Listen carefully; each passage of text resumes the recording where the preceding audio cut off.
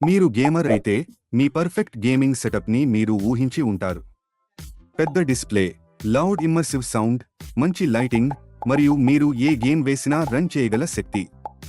సరే, డెల్ యొక్క latest ఏలియన్వేర్ 18 area 51 laptop గురించినది ఇదే. ఇది పెద్దది, ఇది బోల్డ్ మరియు ఆధిపత్యం చెలాయించడానికి రూపొందించబడింది. కానీ దాదాపు 5 లక్షల రూపాయల ప్రైస్ ట్యాగ్తో ఈ మెషిన్ మైండ్ బ్లోయింగ్ అనుభవాన్ని అందించాలి. కాబట్టి నేను గత 2 వారాలుగా వర్క్ మరియు గేమింగ్ రెండింటికి ఏలియన్వేర్ 18 ఏరియా 51ని ఉపయోగిస్తున్నాను మరియు దీని గురించి నా అభిప్రాయం ఇది. అందరికీ నమస్కారం. డిజిట్ నుంచి అమన్ ఇక్కడ. ఇప్పుడు మొదలు పెడదాం.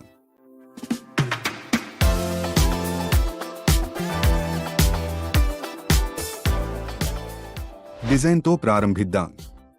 ఈ ల్యాప్టాప్ నా ఇంటికి మొదటిసారి డెలివరీ అయినప్పుడు నా తల్లిదండ్రులు ఇది టీవీనా అని ఆశ్చర్యపోయారు. వారి స్పందన అదే. నిజాయితీగా చెప్పాలంటే అది సమంజసమే. ఏలియన్వేర్ 18 ఏరియా 51 ల్యాప్టాప్ చాలా పెద్దదిగా ఉంది. ఛార్జర్ లేకుండా ఇది 4.3 కిలోగ్రాముల బరువు ఉంటుంది. ఛార్జర్ కూడా భారీ 360 వాట్ల బ్రిక్. ఇది 16 ఆంప్ ప్లగ్తో వస్తుంది కాబట్టి ఛార్జ్ చేయడానికి మీకు పెద్ద సాకెట్ అవసరం. దానికోసం నేను అమెజాన్ నుండి 120 రూపాయల కన్వర్టర్ని కొనుగోలు చేయాల్సి వచ్చింది. అంతేకాకుండా ఇది మీరు బ్యాక్ ప్యాక్లో తేలికగా ప్యాక్ చేసుకోగల స్లిమ్ అండ్ లైట్ ల్యాప్టాప్ కాదు.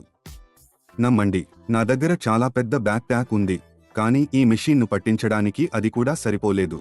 అయినప్పటికీ ఇది అద్భుతంగా కనిపిస్తుంది. టీల్ రంగు దీనికి ప్రీమియం భవిష్యత్ రూపాన్ని ఇస్తుంది. RGB లైటింగ్ చక్కగా, మితిమీరిన మెరుపు లేకుండా ఉంది మరియు వెనుక భాగంలో ఉన్న మెరిసే ఏలియన్వేర్ లోగో ఆ ప్రత్యేక గేమర్ టచ్ని జోడిస్తుంది. లోపల భాగాలను చూడటానికి వీలుగా కింద ఒక గ్లాస్ ప్యానెల్ కూడా ఉంది. ఇది ఒక చక్కని చిన్న వివరంగా చెప్పొచ్చు. మొత్తంగా ఇది బాగా నిర్మించబడింది. ఇది దృఢంగా ఉన్నప్పటికీ మరకలు మరియు దుమ్మును ఆకర్షిస్తుంది, కాబట్టి మీరు మైక్రోఫైబర్ క్లాత్ను దగ్గరలో ఉంచుకోవాలి.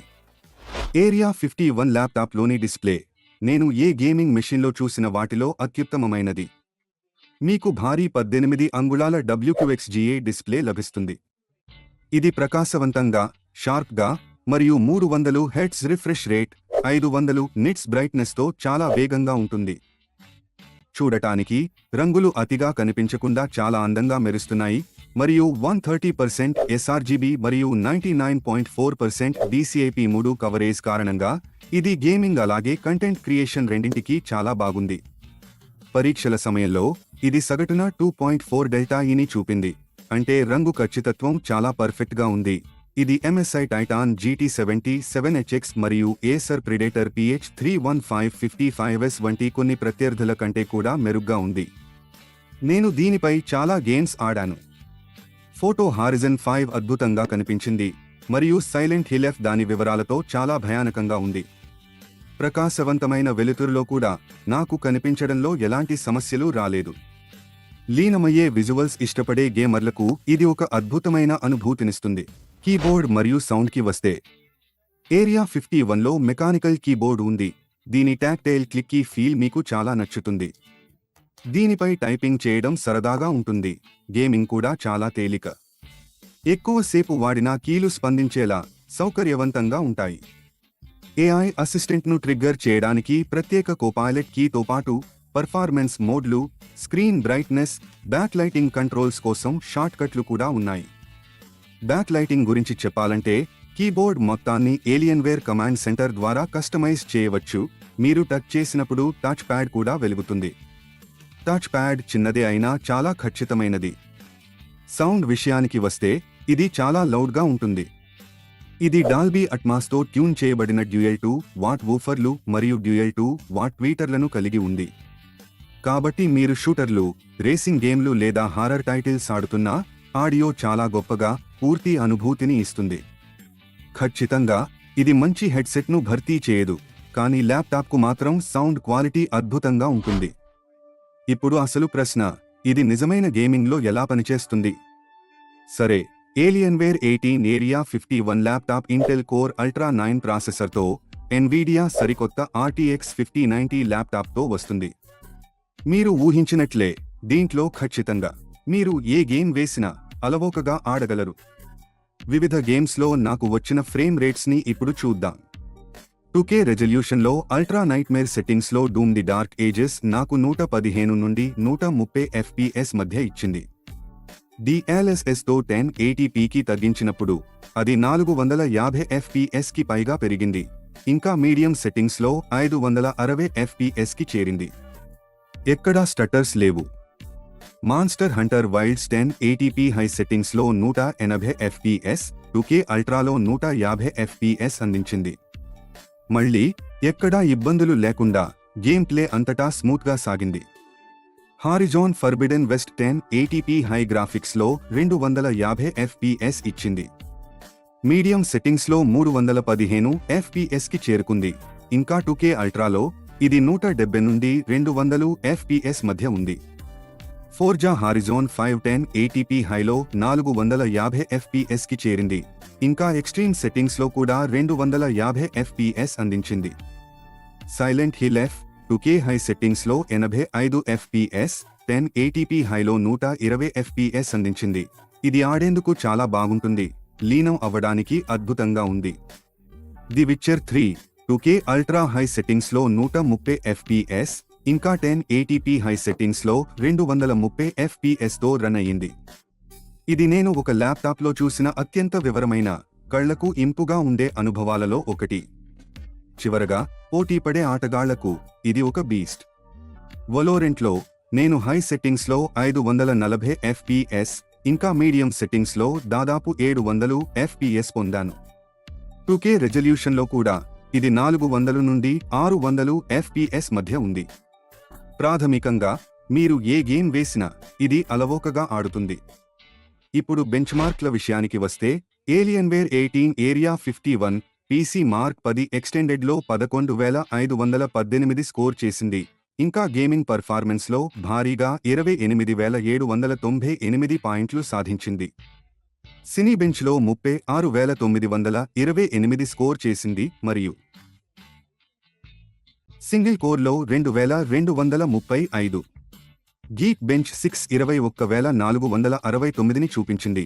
ఇది ఏలియన్వేర్ X17 R2 మరియు MSI రేడర్ G67H వంటి అనేక ప్రీమియం ల్యాప్టాప్ల కంటే ముందుంది. GPU బెంచ్ మార్క్స్లో 3D mark Time Spy 23,783 score చేయగా టైమ్స్ పై ఎక్స్ట్రీమ్ 12,379 స్కోర్ చేసింది. ఫైర్ స్ట్రైక్ 39,674 పాయింట్లు ఇచ్చింది మరియు ఫైర్ స్ట్రైక్ ఎక్స్ట్రీమ్ 28,280 పాయింట్లకు చేరుకుంది. పోర్ట్ రాయల్ DXR టెస్ట్ కూడా 16,553 పాయింట్లను చూపించింది. కాబట్టి ఈ సంఖ్యలు RTX 5090 GPU మిగిలిన పోటీదారుల కంటే ఎంత ముందుందో చూపిస్తాయి. ఇప్పుడు స్టోరేజ్ ఈ ల్యాప్టాప్ తన బలాన్ని ప్రదర్శించే మరో ప్రాంతం. 2 TB NVMe SSD crystal disk మార్క్లో 14,000 MBPS కంటే ఎక్కువ సీక్వెన్షియల్ రీడ్స్ మరియు సుమారు 13,300 MBPS రైట్స్ను నమోదు చేసింది. బూట్ టైమ్స్ మరియు ఫైల్ ట్రాన్స్ఫర్ కూడా తక్షణమే జరిగాయి, కాబట్టి మీరు క్లిక్ చేస్తే పని పూర్తవుతుంది. ఇప్పుడు స్పష్టమైన విషయానికి వద్దాం, బ్యాటరీ లైఫ్ లేదా అది లేకపోవడం అని చెప్పాలా? ఎందుకంటే గొప్ప శక్తితో గొప్ప విద్యుత్ బిల్లులు వస్తాయి. కాబట్టి నా పరీక్షల సమయంలో గేమింగ్ చేస్తున్నప్పుడు ల్యాప్టాప్ సుమారు 1 గంట మరియు బ్రౌజింగ్ లేదా గూగుల్ డాక్స్ ఉపయోగించడం వంటి ప్రాథమిక పనుల కోసం 2 గంటల పాటు పనిచేసింది. మా బ్యాటరీ టెస్ట్లో ఇది 1 గంట 15 నిమిషాలు పనిచేసింది. మీరు క్వైట్ లేదా పవర్ సేవర్ మోడ్కు మారితే మరియు ఇంటిగ్రేటెడ్ GPUని ఉపయోగిస్తే మీరు దీన్ని 3 గంటల వరకు విస్తరించవచ్చు, కానీ నిజాయితీగా ఈ మెషిన్ ప్లగ్ ఇన్ చేసి ఉంచడానికి ఉద్దేశించబడింది. మరోవైపు థర్మల్స్ ఆకట్టుకుంటాయి. భారీ లోడ్లో కూడా CPU గరిష్టంగా 90 డిగ్రీల సెల్సియస్కు చేరుకుంది. ఇది ఇంత శక్తివంతమైన ల్యాప్టాప్కు చాలా మంచిది. WASD కీస్పై ఉపరితల ఉష్ణోగ్రతలు 32.5 డిగ్రీల సెల్సియస్ చుట్టూ, మధ్యలో 34 డిగ్రీల సెల్సియస్ చుట్టూ ఉన్నాయి, కాబట్టి మీ చేతులు వేడెక్కవు. టచ్ ప్యాడ్ 25 డిగ్రీల చుట్టూ చల్లగా ఉంది. ఇది మళ్ళీ అద్భుతమైన మొత్తం కూలింగ్ పనితీరు. కాబట్టి ఏలియన్వేర్ 18 ఏరియా 51 ల్యాప్టాప్ను ఎవరు కొనుగోలు చేయాలి? సరే, ల్యాప్టాప్ రూపంలో డెస్క్టాప్ స్థాయి పనితీరును కోరుకునే వారి కోసం ఇది స్పష్టంగా ఉంది. దీన్ని ఎక్కువగా తరలించాల్సిన అవసరం లేనివారు, కానీ ఒకే మెషీన్లో సాధ్యమైనంత ఉత్తమమైన స్పెక్స్ను కోరుకునేవారు. వాస్తవానికి ఇది అందరి కోసం కాదు. ఇది బరువుగా ఉంటుంది, ఖరీదైనది మరియు బ్యాటరీ లైఫ్ అంత గొప్పగా ఉండదు. కానీ మీరు బడ్జెట్ మరియు స్థలం ఉన్న తీవ్రమైన గేమర్ అయితే ఈ ల్యాప్టాప్ మీరు ఇప్పుడు కొనుగోలు చేయగల అత్యంత శక్తివంతమైన మరియు లీనమయ్యే గేమింగ్ రిగ్లలో ఒకటి. మరియు రివ్యూ కోసం అంటే మిత్రులారా, మీరు ఈ వీడియోను ఆస్వాదించినట్లయితే ఇలాంటి మరింత వివరణాత్మక కంటెంట్ కోసం లైక్ చేయడం, షేర్ చేయడం మరియు సబ్స్క్రైబ్ చేయడం మర్చిపోకండి. మరియు మీకు 5 లక్షల రూపాయలు ఖర్చు చేయడానికి ఉంటే కామెంట్లలో నాకు చెప్పండి. మీరు ఇలాంటి బీస్ట్ని కొంటారా లేదా మీ స్వంత గేమింగ్ పీసీని తయారు చేసుకుంటారా? తదుపరి వీడియోలో మీ అందరినీ కలుస్తాను. చూసినందుకు ధన్యవాదాలు.